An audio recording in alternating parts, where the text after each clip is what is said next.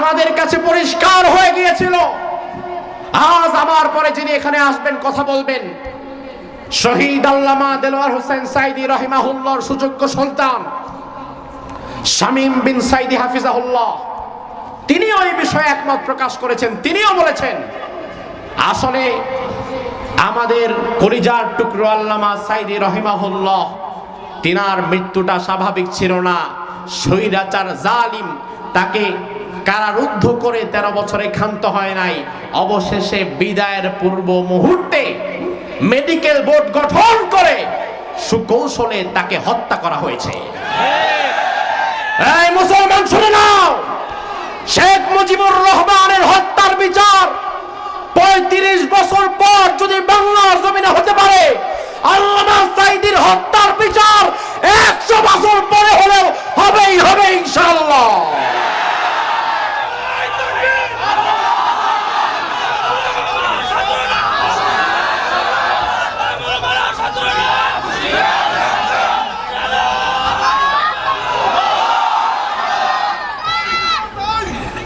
আমার ভাইরা লক্ষ্য করেন, ইমানের পরীক্ষায় তিনি একজন সফল ব্যক্তি, ঠিক কিনা?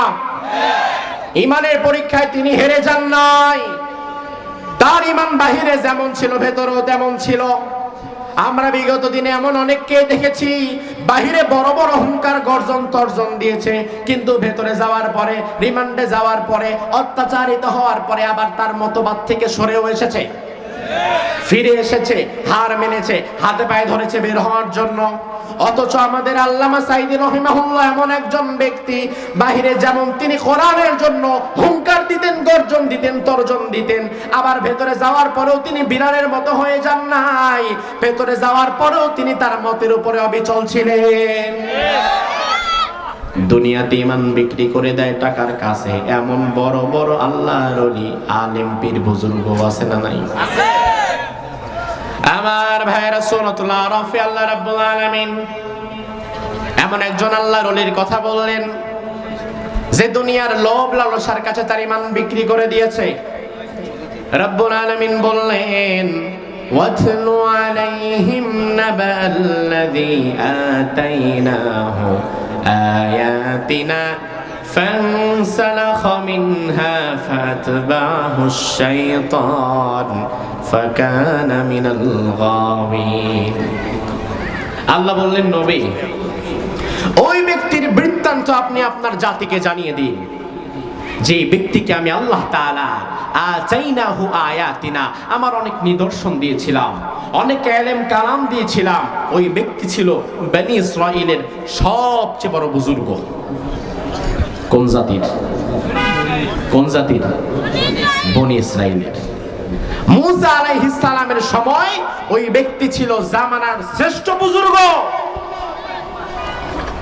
আমার আল্লাহ বললেন, ওই বুজুর্গকে আমি আল্লাহ এমন একটা ক্ষমতা দিয়েছিলাম, ওই ক্ষমতার নাম হচ্ছে মুস্তাজাবুদ দাওয়া। ওই বুজুর্গ বান্দা আমি আল্লাহর দরবারে যা দোয়া করতো, আমি আল্লাহ তাআলার সাথে সাথে তা কবুল করে নিতাম। তাহলে আপনি জবাব দেন, আপনার আমার চাইতে ঈমান আমলের দিক থেকে তার ঈমান আমল কি বেশি না কম? যা দোয়া করতো মুহূর্তের মধ্যে কবুল। আমার ভাইরা দেখেন, তার নাম তাফসীরে এসেছে বালআম ইবনে বাউর। বনি ইসরাঈলের সবচেয়ে বড় আল্লাহর ওলি বালআম ইবনে বাউর। অবশেষে এমন একটা দিন আসলো, মুসা আলাইহিস সালামের যুদ্ধ লাগবে তৎকালীন স্বৈরাচার জাতি জাব্বারিনদের সাথে মুসা আলাইহিস সালামের যুদ্ধ হবে। জাব্বারিনরা তাকিয়ে দেখলো, মুসার সাথে আমরা যুদ্ধ করে পারবো না, যদিও মুসার জনবল কম, কিন্তু মুসা ইমানদার, ইমানদারের সাথে কাফেররা সংখ্যায় বেশি হলো, ইমানদারের ইমান যদি ঠিক থাকে তাহলে টিকতে পারবে না। জাব্বারিনরা দেখলো, আসলে আমরা তো যুদ্ধ করে মুসার সাথে পারবো না, ভিন্ন কোন উপায় আছে কিনা সেটা দেখার জন্য তারা চেষ্টা করলো। ভিন্ন উপায় কি? এবার একটু ঠান্ডা মিশিয়ে দেন। জাব্বারিনরা বালআম ইবনে বাউরের কাছে চলে গেল, গিয়ে বলল, হযরত, আপনি তো বিরাট বড় বুজুর্গ বান্দা, যা দোয়া করেন সব কবুল, আপনি মুস্তাজাবুদ দাওয়া। এক কাজ করেন, আপনি একটু আল্লাহর দরবারে মূসার বিরুদ্ধে বদদোয়া করেন আর আমাদের পক্ষে দোয়া করেন। নাউজুবিল্লাহ কইবেন না? মূসা কি সাধারণ মানুষ না নবী? নবীর বিরুদ্ধে বদদোয়া করা যায়? বালআম ইবনে বাওর বলল অসম্ভব, মূসার বিরুদ্ধে তো আমি বদদোয়া করতে পারবো না, তিনি তো নবী।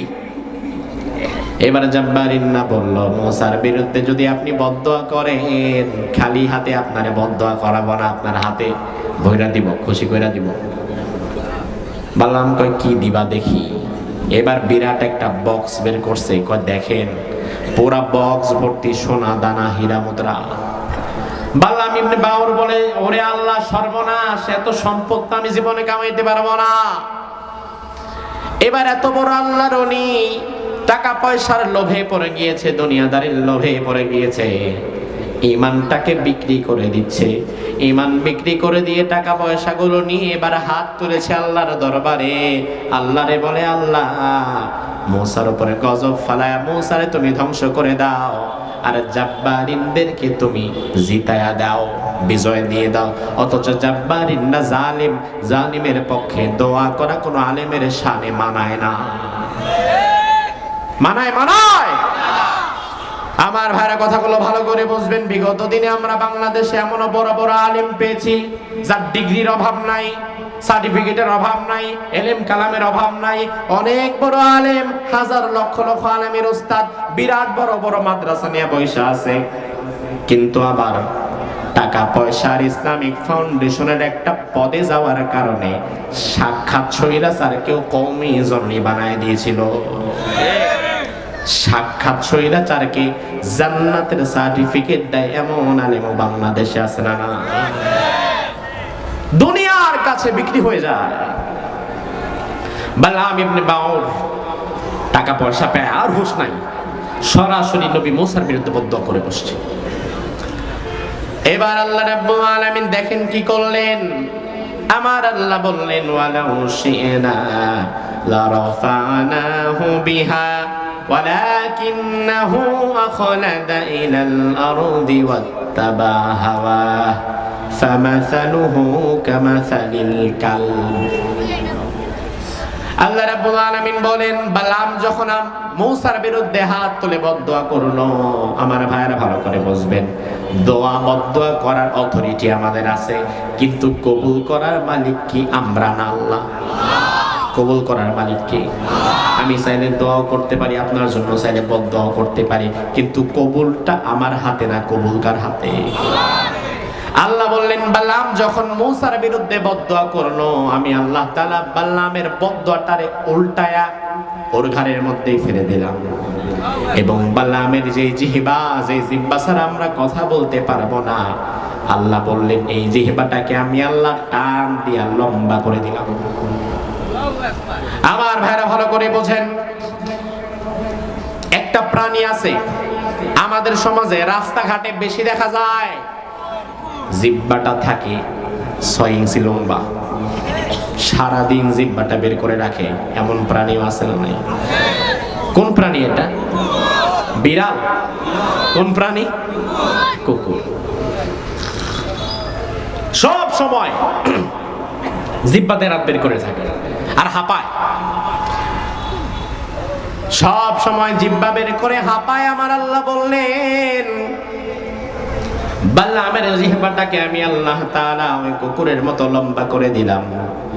কুকুর যেমন সব সময় জিহ্বাটা বের করে হাঁপাতে থাকে, বালআমের জিহ্বাটাকে আমি আল্লাহ টান দিয়া নাভি পর্যন্ত লম্বা করে দিলাম। এখন কুকুরের মতো বালআমের জিহ্বা হয়ে গেছে। আল্লাহ বোঝায় দিলেন বান্দা, দুনিয়ার যে সকল আলেম দুনিয়ার লোভে পড়ে জালিম স্বৈরাচারের সাথে হাত মিলাবে, জালিমের পক্ষে ভোট চাবে, জালিমের পক্ষে কাজ করবে, জালিমের পাচাটা গোলাম হয়ে যাবে, এরা মূলত আলেম না, এরা মূলত দুনিয়া লোভী কুকুর। ঠিক কি না? এরা আলেম নয়, এরা দুনিয়া লোভী কুকুর। আপনি আলেম হলে আপনার ব্যক্তিত্ব অটুট রাখতে হবে, যার তার জন্য দোয়া করা যাবে না। আমার আলেম ভাইরা সাবধান, জালিমের জন্য, স্বৈরাচারের জন্য, ফাসিক ফুজ্জারের জন্য দোয়া করা জায়েজ নাই। নির্বাচন যখন আসে তখন একই মসজিদে এলাকার সব প্রার্থীরা এসে ভোট চায়। ইমাম সাহেবও মাশাআল্লাহ সব প্রার্থীর জন্যই দোয়া করে। এমনকি ইমাম সাহেব ভালো করেই জানে এই প্রার্থীদের মধ্যে অনেকে আছে সুদখোর, ঘুষখোর, বেনামাজি, জালিম, স্বৈরাচার। কিন্তু জালিম, স্বৈরাচার, ঘুষখোর, সুদখোর, হারামখোরের পক্ষে দোয়া করে এমন ইমাম সমাজে আছে না নাই? জবাব দেন, আছে না নাই? এই যে নির্বাচন আসলে দেখবেন জোহরের সময় আসে ট্রাক মার্কা, হুজুরকে দেয়, হুজুর 500 রাখেন, হুজুর কয় আল্লাহ তুমি ট্রাক রে জিতায় দাও। আসরের সময় আসে ছাগল মার্কা, হুজুর কয় আল্লাহ ছাগল রে জিতায় দাও, নেন হুজুর 1000 রাখেন।